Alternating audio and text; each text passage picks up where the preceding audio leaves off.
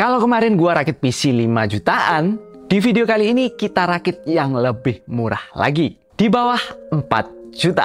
Tapi kita nggak akan ngurangin estetik sama sekali. Gua bisa bilang 5 juta itu adalah batas harga psikologis ya. Nah, kalau bisa di bawah itu, misalnya 4 juta, itu baru luar biasa banget. Penasaran sama rakitannya? Yuk di like dan di subscribe dulu, biar gua makin semangat bikin videonya. Tanpa berlama-lama, kita langsung mulai aja.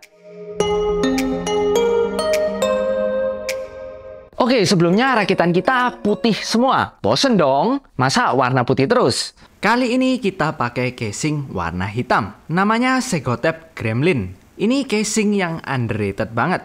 Secara desain dia compact dan cakep banget.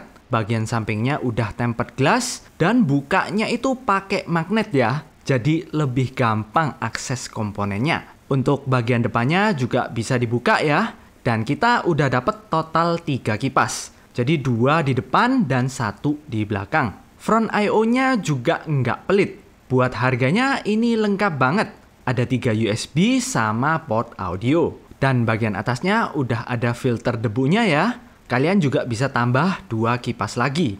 Oh ya, ini power button-nya enak banget. Sangat clicky guys. Coba kalian dengerin aja. By the way, ini besinya bener-bener solid ya guys. Tebelnya itu 0,6 mili. Mantep. Jauh lebih tebel dari casing-casing yang harganya serupa. Dalam side panelnya juga kabel manajemennya lega banget. Padahal ini tuh casing compact ya. Ngatur kabelnya itu enak banget. Gua udah coba ngerakit di casing ini.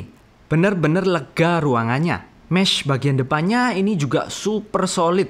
Tebel banget guys. Untuk di bagian bawahnya ada tempat buat harddisk juga ya. Jadi udah aman banget.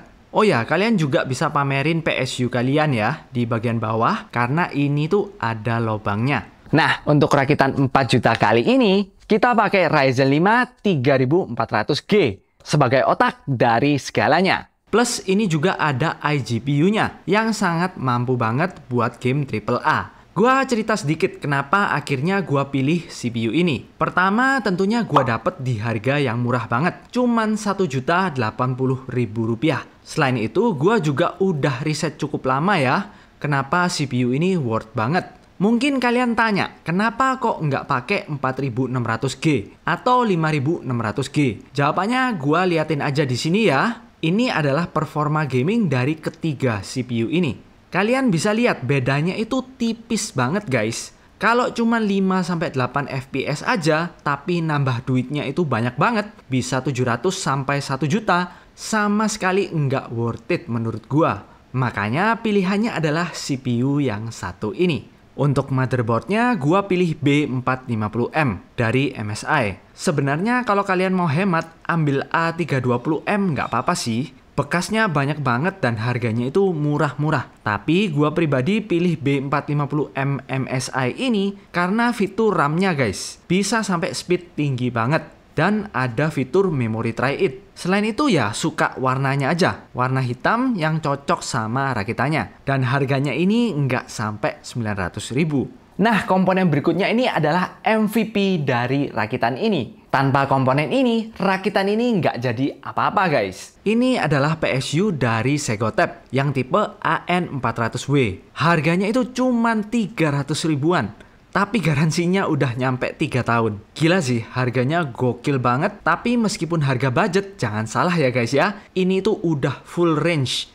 Jadi gua jelasin dikit. Musuh terbesar komponen PC di Indonesia itu adalah listrik yang nggak stabil. Di daerah-daerah itu tegangannya selalu naik turun. Dan PSU ini udah aman banget ya selama range-nya itu 100 sampai 220 volt. Selain itu, kabelnya juga udah flat. Jadi bikin rakitan kalian lebih rapi. Keren banget ya. Soal jeroannya, gue jujur kurang begitu paham kapasitor-kapasitor. Tapi ini ada Kang Servis yang jago elektrik yang udah coba bongkar dan ngecek dalamannya. Namanya Kang Sultan Murad. Dari hasil ngeceknya dia sih, IC sama MOSFET-nya itu udah dari brand yang ada reputasi. Dan PSU ini tuh lebih baik dari Aerocool, PC Cooler atau merek-merek lainnya yang murah-murah. Minusnya paling cuman kagak ada switch on off-nya ya. Jadi begitu kalian colok listrik, PSU ini tuh bakal langsung nyala.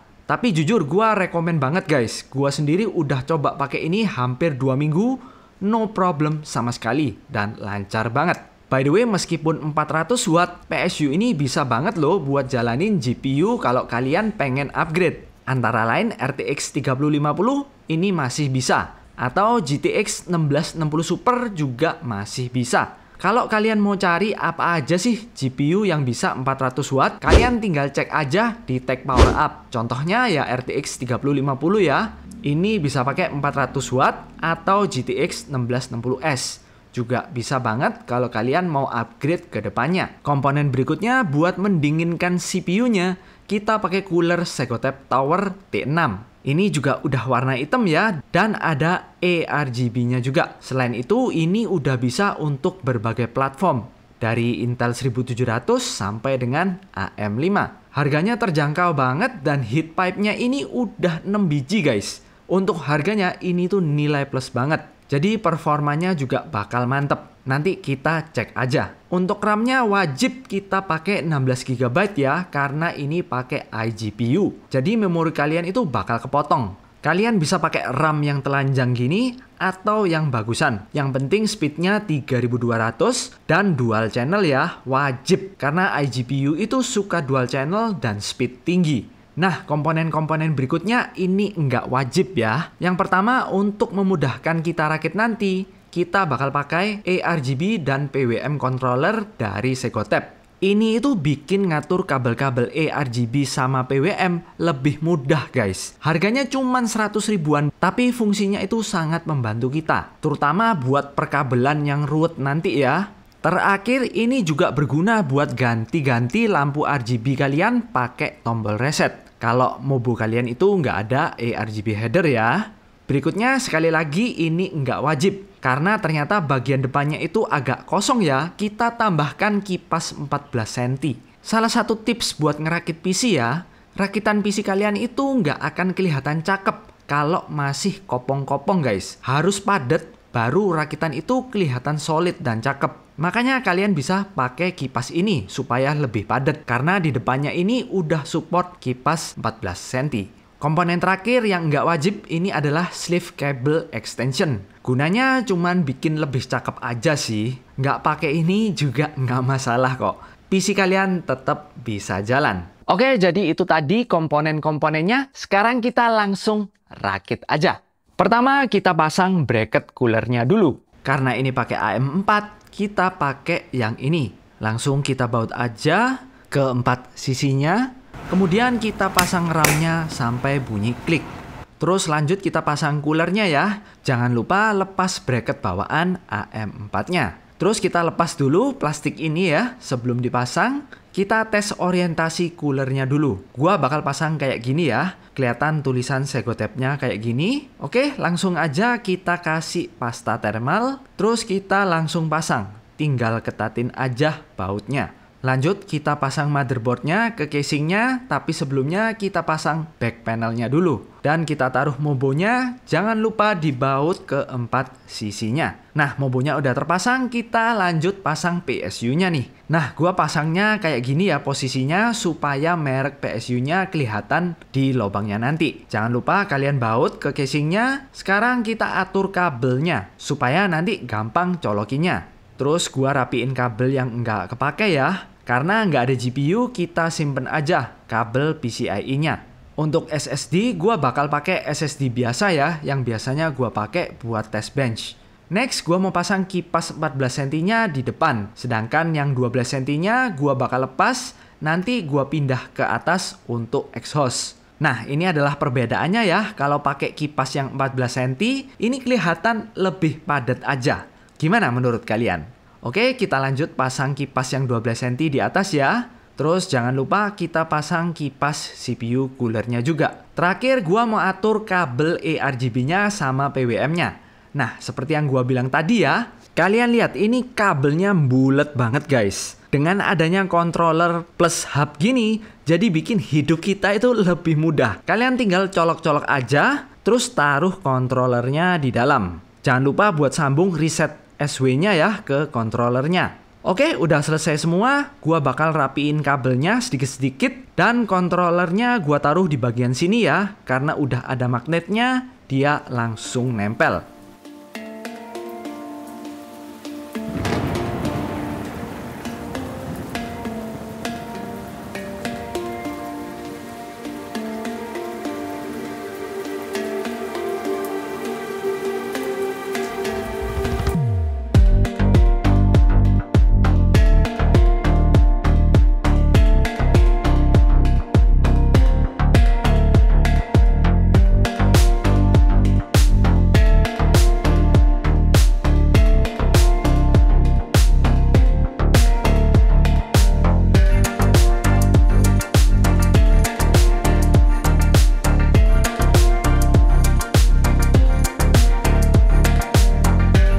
Oke, yang pertama kita lakukan adalah kita masuk BIOS-nya dan kita nyalain XMP-nya biar RAM-nya itu bisa jalan di 3200 guys. Ini penting banget buat naikin performa PC kita. Setelah itu kita langsung boot masuk Windows aja. Nah, langsung kita tes untuk Cinebench R23 ya. Ternyata memang cooler Segotep Frozen Tower T6 ini bener-bener membantu banget. Waktu full load, suhunya itu mentok cuman 64 derajat. Mantap ya. Kalau gua bandingin sama stok cooler, itu biasanya suhunya mentok 70 derajatan. Jadi turun sekitar 10 derajat. Jadi udah bagus banget.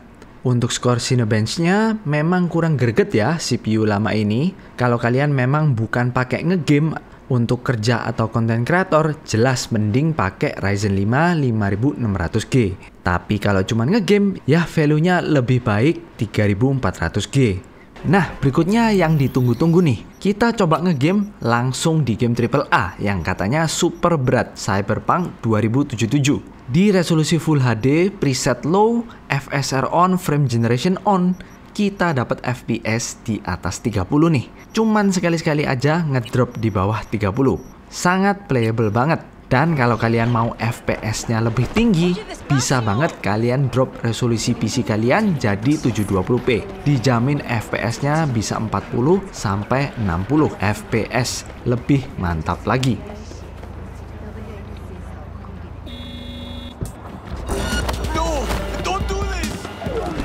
All available units. Emergency backup requested in Haywood. Day like any other. Roger, dispatch.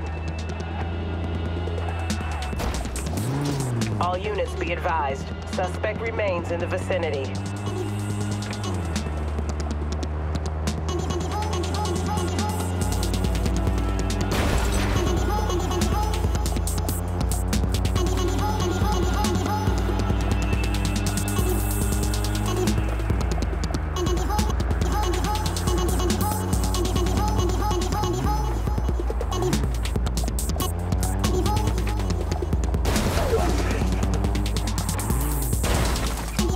Zero.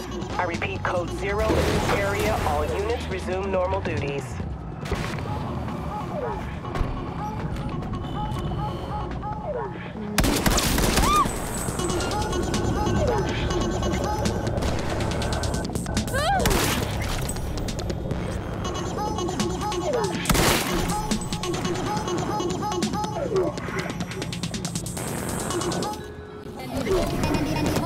All units, we have a disturbance reported in Pacifica. Roger, dispatch. On our way. Berikutnya game AAA lagi nih, God of War. Seperti tebakan gua ya, preset low, resolusi Full HD, FSR on. Dapatnya ya di 30-an FPS. Gua tunjukin di resolusi Full HD dulu ya. Meski masih playable, memang kadang masih drop di bawah 30 FPS. Yang kadang jadi kurang nyaman. Tapi tenang, abis ini gue tunjukin gameplay di resolusi 720p yang lebih smooth lagi di atas 40 FPS.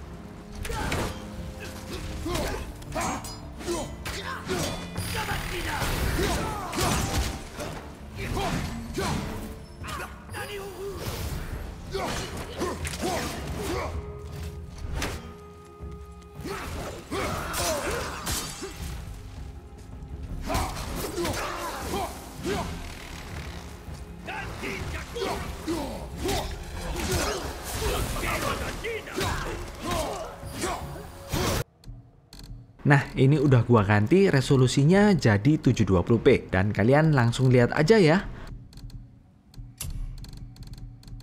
auto 40 fps ke atas. Ini jauh lebih smooth dan lebih nyaman dibuat main. Grafiknya juga oke kok. Gimana menurut kalian?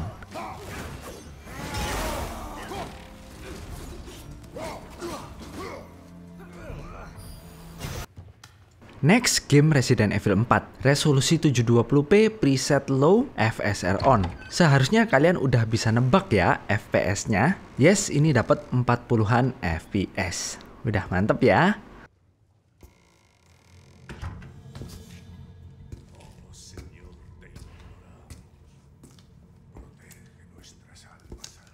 Sorry to barge in like this.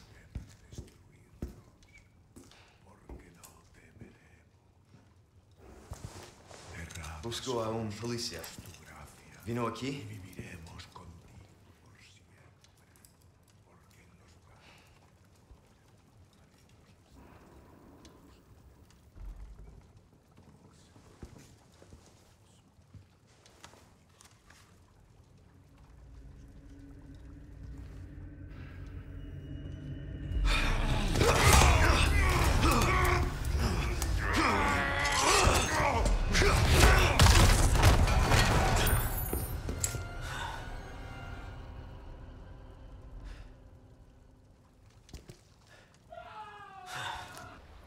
Beda cerita di game ringan atau game e-sport ya, kayak Dota 2. Ini di resolusi Full HD aja kita dapat 50-60 fps. Udah nyaman banget. Jadi kita nggak usah otak-atik grafiknya lagi.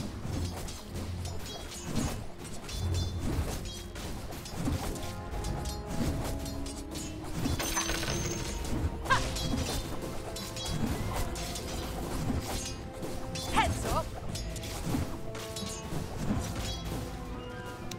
Lunar light. We ride. Absolutely.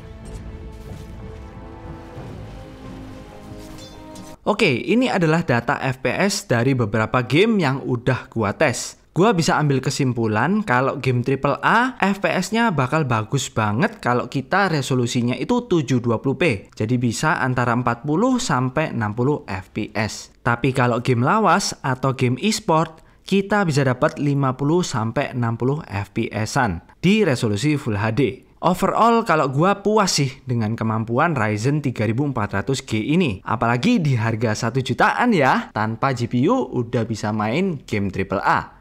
Jadi berapa nih total rakitan PC ini? Nih, gua tampilin ya. Seperti yang kalian lihat, rakitan ini tuh nggak sampai 4 juta. Bahkan setelah kita tambahin kipas 14 cm 2 biji, juga sebenarnya masih 4 jutaan. Untuk sleeve kabelnya sebenarnya nggak perlu sih, jadi ya terserah kalian mau beli atau enggak. Pokoknya intinya ya rakitan ini ya 4 jutaan. Bahkan di bawah ya kalau kalian nggak pakai kipas 14 cm. Jadi gimana menurut kalian rakitan kali ini guys? Jujur nih ya, gua udah ngegame di GPU yang harganya 10 juta ke atas, bahkan sampai 3 juta. Tapi tetap ada kepuasan tersendiri main di PC Kirihore kayak gini. Apalagi main game AAA itu bisa jalan dan playable banget. Oke, kayaknya videonya segini dulu. Kalau kalian mau beli komponennya udah gua taruh ya di product tag atau di deskripsi. Jangan lupa di-share dan di-subscribe. Divini pamit dulu.